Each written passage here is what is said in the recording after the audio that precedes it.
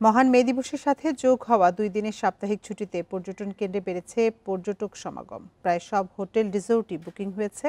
এ নিয়ে জানাতে কুয়াকাটা থেকে আমাদের সাথে যোগ দিচ্ছেন সহকর্মী ফরিদ উদ্দিন আক্তার।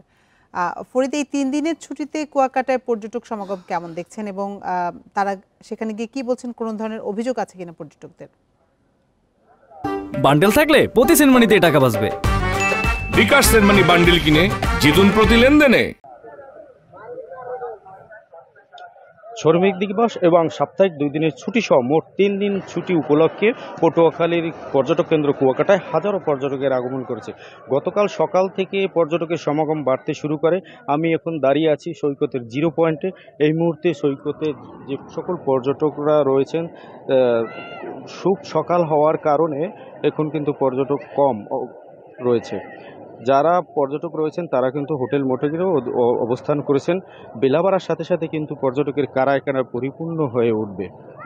বর্তমানে সৈকতে যে সকল পর্যটকরা রয়েছেন তারা কিন্তু আনন্দ উৎসবে মেতেছেন। অনেক পর্যটক সমুদ্রের নোনা জলে গা ভাসিয়েছে, হই হুল্লোড়ে মেতেছেন।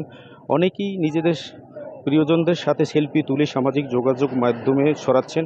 কেউ বা আবার ওয়াটার বাইক কিংবা ঘোড়ায় চড়ে ঘুরে বেড়াচ্ছেন। অনেকেই সৈকতের বেঞ্চিতে বসে উপভোগ করছেন সমুদ্রের তীরে আশ্রে পড়া ছোট ছোট ঢেউ। মোট কথা পুরো সৈকত এলাকা জুড়ে উৎসবের আমেজ বিরাজ করছে। আমার সাথে এখানকার হোটেল মোটেলের সাথে কথা হয়েছে। তারা যেটা জানিয়েছেন, ইতিমধ্যে তাদের হোটেল মোটেল শতভাগ বুকিং হয়ে গেছে। এছাড়া বিক্রি বেড়েছে পর্যটক সংশ্লিষ্ট প্রতিষ্ঠানগুলোতে। আমার সাথে পর্যটকের সাথে কথা হয়েছে, তারা বলেছে এখানের হোটেল ভাড়া খাবার কিছুটা বাড়তি রাখা হয়েছে। এছাড়া আমাদের সাথে কথা হয়েছে এখানকার ট্যুরিস্ট পুলিশ কর্মকর্তার সাথে। তারা যেটা জানিয়েছেন, পর্যটকদের সার্বিক নিরাপত্তায় তারা অতিরিক্ত পুলিশ সদস্য মোতায়েন করেছেন। এছাড়াও পর্যটন দর্শনীয় স্পটগুলোতে অতিরিক্ত পুলিশ সদস্য মোতায়েন রয়েছেন।